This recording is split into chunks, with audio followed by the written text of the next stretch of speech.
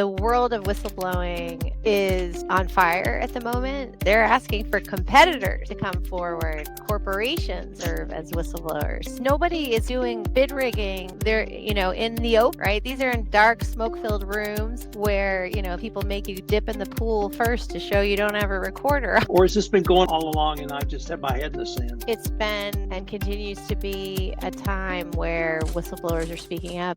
Hello, everyone. This is Tom Fox. Welcome to the award-winning FCPA Compliance Report, the oldest podcast in compliance. If you haven't done so, I hope you will check out my latest podcast, AI Today in 5, where I look at 5 top AI and compliance stories. Hello, everyone. This is Tom Fox, and I'm absolutely thrilled to have back one of my favorite people, not in compliance or law, but in both, and probably a lot more. Current Maine resident, Mary Inman. Mary, first of all, welcome back to the podcast. Thank you so much, Tom. It's a mutual admiration society here. Always fun to be on your podcast. Every time I watch the Maine Cabin Masters, I think of you. It's getting cold here in Maine, so I'm headed back to San Francisco soon, but I've been enjoying my extended season here. Well, Mary, I cannot think of an area of the law or compliance that has been more dynamic in 2025 than your area, which is representing whistleblowers. Maybe could we start with a sort of a big picture view as we record this in mid-September 2025? There's always changes and priorities when you have changes in administration, but the world of whistleblowing is on fire at the moment. There's been a rise in whistleblowing, and a lot of that has to do with, on the government side, with a lot of the firing of federal employees, with the DOGE effort. So we've seen that, but also with the rapid exponential rise in AI, we've seen people coming forward in the technological growth space, and then even in just traditional tech and traditional big tech. And continues to be a time where whistleblowers are speaking up. And because of everything that's happening so quickly, the sort of Trump administration flooding the zone, we have whistleblowers blowing the whistle on many of these things that are happening so quickly. So it's been rapid, hard to draw a breath from one thing to the other. But at the same time, we're also seeing the Trump administration rolling out a bunch of new administrative priorities and, interestingly, enlisting the help of whistleblowers, putting them in actual direct calls to action to whistleblowers, and not just individual whistleblowers, Tom. Recently, with the trade fraud task force between DOJ, Customs Border Protection, Homeland Security investigations, they're asking for competitors to come forward, corporations to serve as whistleblowers. So that is an encouraging sign. And it just proves that whistleblowing is very much remains a bipartisan issue, that no matter which administration, if you want to enforce fraud, you want whistleblowers, both insiders and now outsider competitors. So there was an article, I think over the weekend, but maybe last week, by a gentleman named T. Marcus Funk. Can't remember that name. You can't remember a name, but from Coey Perkins, who talked about corporations blowing the whistle on anti-corruption by their competitors. So perhaps even in the FCPA arena, we'll see corporations begin to, and I will say in the great state of Texas, doing that to your business competitors, a long and honored tradition in the area of law that I practiced in. So we got lots of experience down there. If you boys and girls want to find out how to ding your customer, come on down. We can show you. But that really leads me to the first area I wanted to explore with you, which is the new antitrust whistleblower program. Yeah, I'm happy to talk about that. It's been my experience that success begets success. And so as a long timer in this space, when I started 30 years ago, we just had the False Claims Act and the Federal False Claims Act. And then bit by bit, a few states had done it. Now we have more than 30 state False Claims Acts. But starting in around, it was maybe 2008, we had Grassley pushing for an IRS whistleblower program. Then shortly after that, in the financial crisis, we got SEC and CFTC.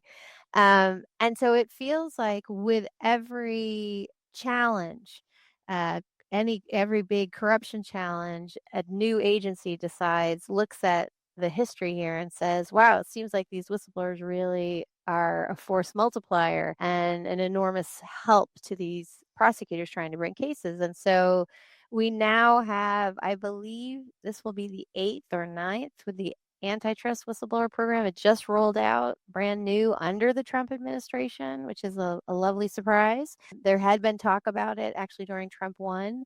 And it's remarkable because for us, we were turning away whistleblowers because in the antitrust space, we had a very successful whistleblower who helped DOJ get a $323 million settlement for bid rigging in South Korea and a contract with the US government to supply oil and fuel to military bases in Korea. But that meant the only way a whistleblower could bring that kind of an antitrust case was if it was the government who was defrauded, if there was a government contract. In the wake of that case, the government adopted a procurement fraud strike force, and then quickly after that recognized that there's lots of antitrust price fixing, bid rigging that's going on where the government isn't a participant, yet it still impacts the markets.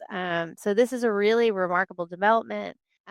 It's for criminal violations only. It is sort of bootstrapped onto the USPS, the Postal Service's ability to pay rewards to whistleblowers exposing criminal violations. So it's a very creative way to help the FTC, the Federal Trade Commission, to bring these kinds of cases. And so it really opens up a lot of area where we before had been really narrow in protecting it. And I love, Tom, the fact that how else do you discover? We all watch The Insider with Matt Damon. How else do you discover with Archer Daniel Midlands? Nobody is doing bid rigging.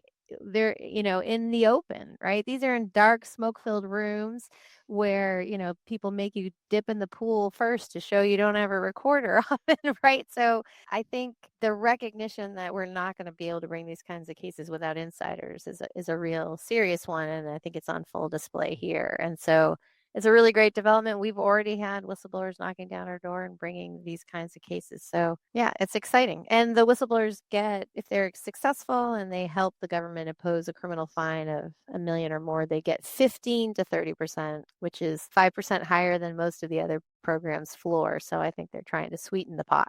One of the most interesting developments to me in a series of interesting developments was the SEC's new cross-border task force. And it's because it's cross-border. One of the things I had not anticipated from this administration was a cooperation in really anything other than either drug cartels or for terrorism. But here we have a robust, at least attempt to put an initiative by the SEC forward, but using whistleblowers as a key component. Could you tell us about that? Or has this been going on all along and I just had my head in the sand? Well, I think there's been cooperations with certain jurisdictions, but I think what's so remarkable about this one is it's the first time we see Chairman Atkins at the SEC putting out an enforcement priority. So I think we should take note that he's leading in the international realm. He's getting at foreign companies who are accessing the U.S. markets, the capital markets. And he's put a particular emphasis not just on those companies, but he calls out the enablers, the underwriters, the auditors who allow these companies access to the U.S. markets. And a particular focus, and it's very much America First, which is obviously part of the Trump administration's general priorities. The America First focus largely heightened scrutiny on China, which it's an interesting priority. It's a very difficult area. So I think what they're signaling is they want whistleblowers of all types, including competitors, as I think it was Marcus Funk had said, they want help in bringing this information forward.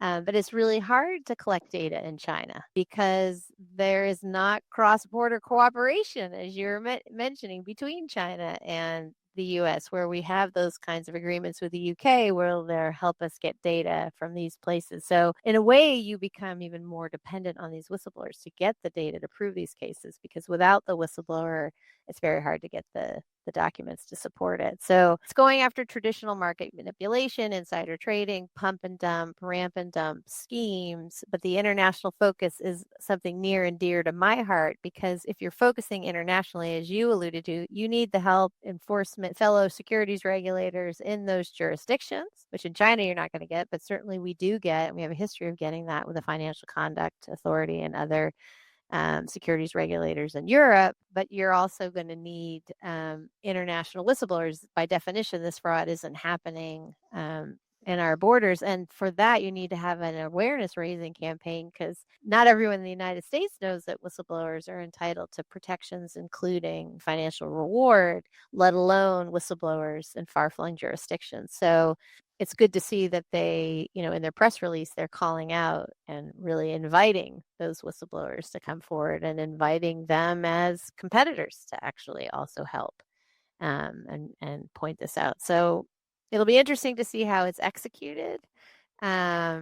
And it'll be interesting to see how many of our partners in these jurisdictions want to play ball. But there's certainly a history of cross-border cooperations. Although I think, Tom, you and I were at Compliance Week, and one of the most spectacular failures of two of the U.S. and the UK undermining each other's joint prosecutions came in the form of the Unaoil investigation. It just really depends. So hopefully people play nice, but in order for this to succeed, you need international whistleblowers, and you need hopefully fellow securities regulators overseas who are going to cooperate. Well, Mary, you over the years have worked very hard and indeed moved to Europe to try to spread the word and communicate to people outside the United States about some of the whistleblower programs from the last decade up through today. Is that work you did, are you able to build on that in light of this new cross-border task force so that it really re-emphasizes the message and you and your colleagues have been talking about literally for years? Yeah, I mean, we certainly can, and it's not just us. A number of firms have really done a lot of work, including ours, in really educating the referral sources here. So who's the first person that a whistleblower typically turns to? Is often an employment lawyer, right? Because they've been retaliated against, or a criminal lawyer, because often under certain, in the UK in particular, you have senior manager regime obligations where you have obligations to report. There's now a duty to a failure to prevent fraud in the UK that brings people more liability and bigger risks to individuals. So criminal lawyers, employment lawyers need to be educated to know that if you're going to represent your client well, in addition to protections they may have in the UK, they also may be able to bring information and be rewarded in the US. So we've already done a ton of work educating those folks. And then parliamentarians, ombuds people, the various agencies. So we're clearly building on that. And I think they feel like we call them every other day now, saying, don't forget, you can now bring sanctions law violations if you've got a multinational who's violating their sanctions requirements. And now we're calling them about antitrust problems too. Interestingly, in the UK, it's the Competition and Markets Authority was one of the only and the original regulators that actually pays rewards to whistleblowers. So the United States, up until this brand new program we're talking about, had always been behind. There are a couple, 3 or 4 other European regulators who actually were also paying rewards. So I'm optimistic with the Competition and Markets Authority's work in this space. It's not going to be as hard to get people to come forward. Mary, in our last podcast, we had already identified trade fraud as a potential source under either the FCA or other U.S. laws. And I wanted to ask, with the CPB's Trade Fraud Task Force in conjunction with the Department of Justice, have you seen an expansion of what types of cases the U.S. is seeking to bring and the role of whistleblowers in those cases? are still bringing cases under Trump for violations of Trump 1 Section 301 tariffs. We've had a number of successful cases in that area because as soon as the tariffs come in, a lot of companies decide, well, rather than just paying the tariffs, they're going to engage in creative means to get that money from the government, underpay the government, and still make those same profit margins they had before. So we're continuing to see that. And what's interesting is that competitors have a long history of bringing false claims act cases in this space. And so now, one of the ways the Trump administration expanded early on, the Biden administration's DOJ corporate whistleblower award program was to expand it into trade violations, so violations of tariffs and tariff evasion, and even exports.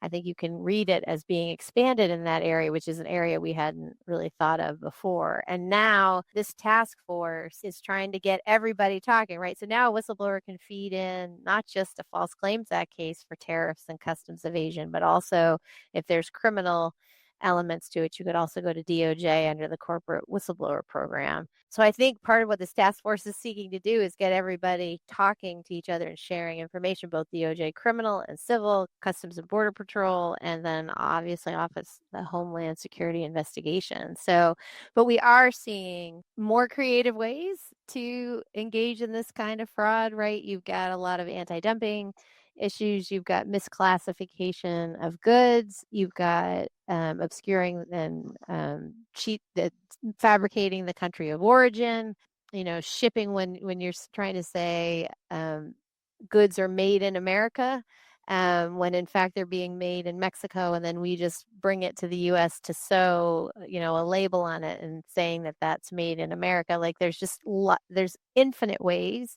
for this fraud to play out, and we continue to see it. But what to me is fascinating is the role that we see with competitors is that competitors who are making products in China will often, like in the case of King Kong Tools, which is a pretty famous False Claims Act case, they could see that their competitor was having their goods made on the same line as their manufacturer, and they could see that the parts were being stamped made in Germany, even though they were in a foundry in China. So, it doesn't take a lot for competitors to say, how are they, keeping their pricing at this price point when we're having to factor in the tariff? So it's really open season, and that's a long tradition of competitors bringing cases in that space, and I think we'll see more of it. And I think, interestingly, you've got the Red Flags Rising podcast under your compliance podcast group, and that's Mike Henneke and Brent Carlson, as you know well. And I think we're going to start seeing a lot of more export control violations as well, I suspect. And we've started to see people creatively trying to bring those, particularly involving AI and chips, because a lot of people don't want those chips getting in the hands of China and other competitors. So I think there's a good argument you could bring those cases to DOJ as well. So we're seeing a broad umbrella of what trade is, not just imports, but exports as well. Mary, I'd like to turn to an event that I think occurred last week, and it was with the gentleman, Atullah Beige, although I may have butchered his last name, who was the former head of security at WhatsApp and gave almost bombshell testimony in front of Congress and filed a whistleblower action.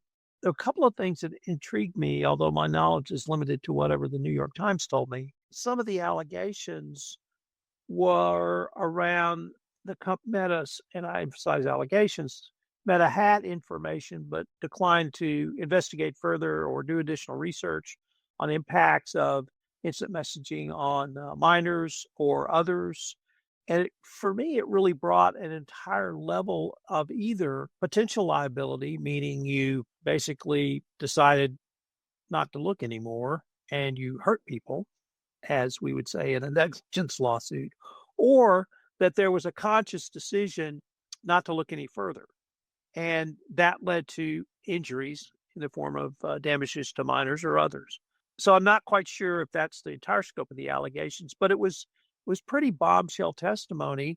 And without opining one way or the other on the allegations, what should a compliance professional take away from that? Wow. So it's a great question. And this is an area that I'm pretty deeply enmeshed in. I have the great privilege of representing Frances Haugen, one of the original Facebook whistleblowers who exposed Instagram, basically continuing to target body dysmorphic content at young women, recognizing with full knowledge about the harm it could create, but not taking measures that would be very easy to remove this, because when you focus this content, you get more engagement, and that's what your investors measure your stock price on. So I have that history, but what's interesting about Atula is that um, I serve as the chair of the board of a nonprofit called psst.org. He is represented by them, and he is coming in sort of with different allegations. We've seen a lot of whistleblowers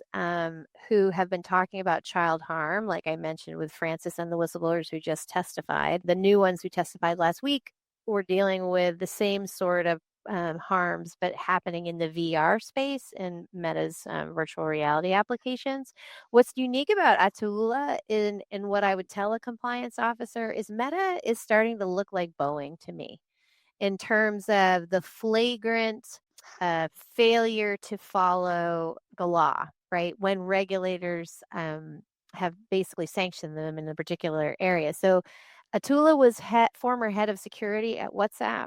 He said Meta violated the 2019 FTC privacy settlement where they paid a $5 billion fine. And remember, that settlement came to us because of Cambridge Analytica, which came to us from other whistleblowers, including a whistleblower who's in a famous documentary called The Great Hack, two whistleblowers in that space, where our data was used and our private data was used to basically help this political operative think tank help both the Brexit campaign and the Trump campaign target very inflammatory ads to people that they knew had a psychological profile to be most susceptible to it.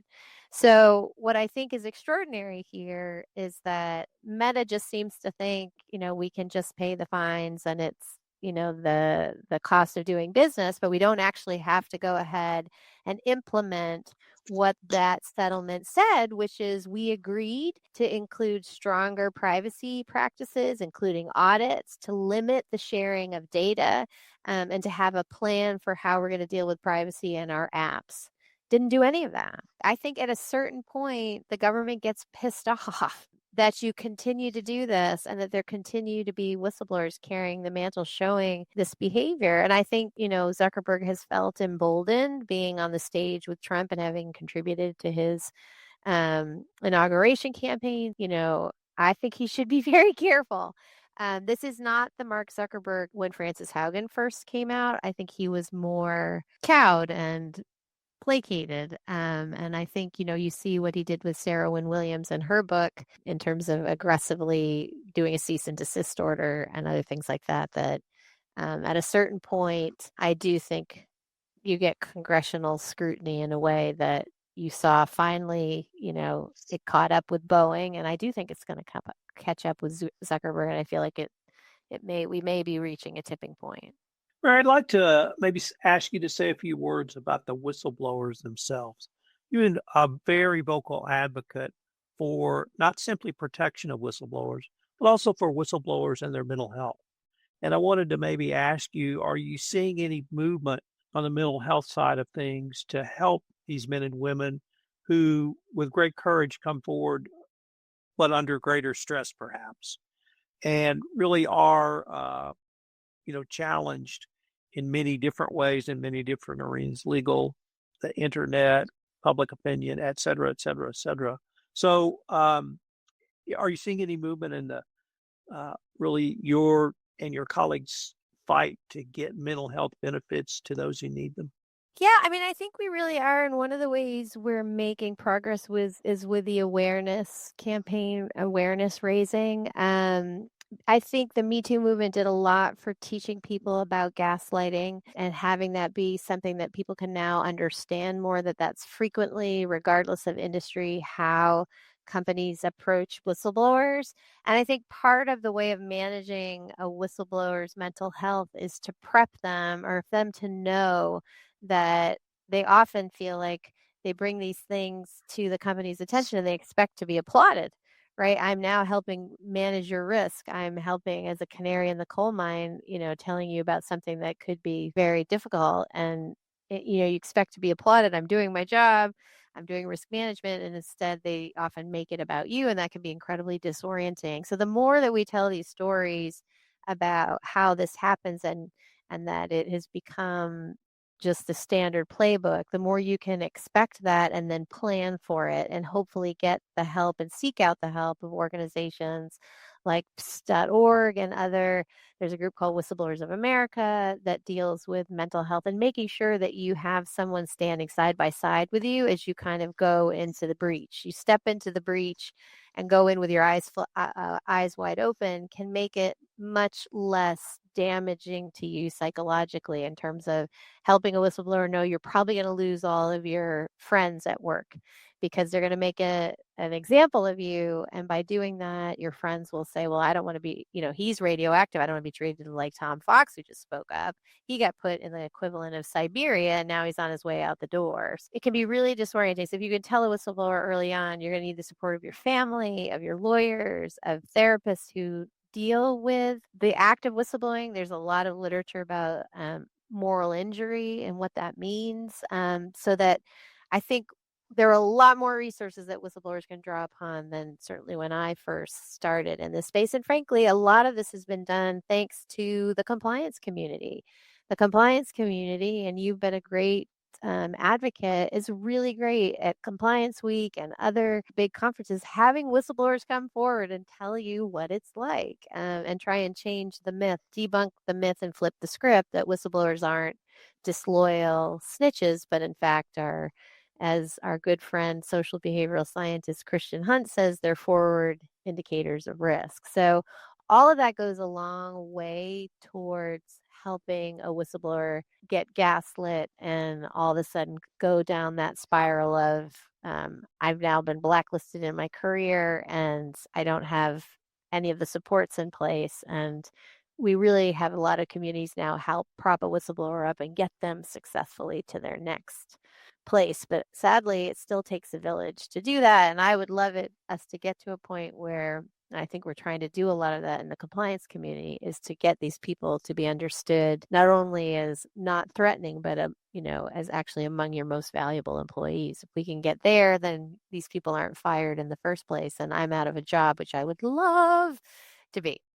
But we're still a long way from that. What about whistleblower protections? Are you seeing any evolution in either the law or even in thinking in that area? Lot of big thinking in this space. In the UK right now, they're proposing, we're seeing a lot of lobbying groups. There's something called the All-Party Parliamentary Group for Whistleblowing in the UK that's calling with a number of civil society organizations for an office of the whistleblower sitting inside government. So a central clearinghouse for all whistleblower complaints, which is a really interesting concept, one we do not have in the United States. We're also seeing, obviously, Senator Grassley and a number of states are calling for particular whistleblower protections in the AI space, where, as we know, it's one of the most dangerous places for people to blow the whistle, because in order to be termed a whistleblower and get certain protections for against retaliation, you often have to be blowing the whistle about something illegal, and we don't have a lot of guardrails up defining what is legal and not legal in the AI space. It's moving too quickly. So Senator Grassley has a bill that I would love to see move forward. Colorado had a bill that got sidetracked. California was flirting with a bill. We don't have them yet. Europe is looking at that. So, we do see, and we're seeing actually a lot of progress on getting rid of NDAs that are chilling and gagging whistleblowers. Big development in the UK. That then there's a group that's called, it's not Silence No More. It's very similar to that. I'm forgetting the name of their group. Got great legislation out of the UK, and now it seems like there's a little backtracking going on. So we are seeing some improvements, like 2 steps forward, 1 step back. Of course, the most important one was the EU whistleblowing directive, frankly. And now we're seeing it more sectorally, right? We're seeing sectoral protections, particularly in tech and AI. Well, Mary, unfortunately, we are near the end of our time for this episode. But before we leave, I wanted to ask if our listeners wanted any more information on yourself, perhaps to connect with you and certainly find out more about your firm, what would be the best place or places for them to go? Yeah, we love to be on LinkedIn. So Whistleblower Partners and myself, we have strong LinkedIn accounts. We're also on Blue Sky and Instagram. You can find us in all of those places. But most importantly, I like you to find me on the Compliance Network podcast.